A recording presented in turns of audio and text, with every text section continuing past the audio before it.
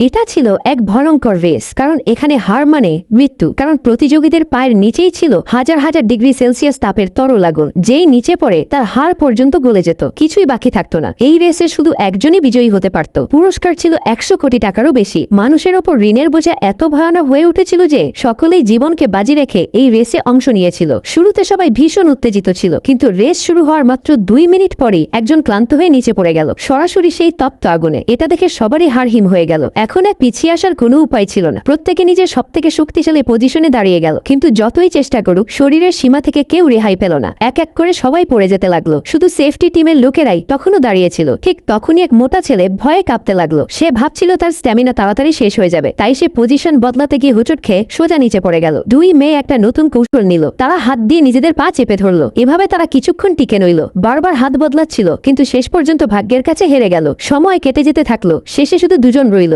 একজনের শরীর চরম ক্লান্ত হয়ে পড়েছিল। সে বারবার পজিশন বদলাচ্ছিল আর এভাবেই সময় টেনে নিচ্ছিল। একবার তো প্রায় পড়েই গিয়ে ফেলেছিল। অন্যজন একেবারে শান্ত, যেন ধ্যানে বসে আছে, শুধু শ্বাস নিয়ন্ত্রণ করে নিজের এনার্জি সামলাচ্ছিল।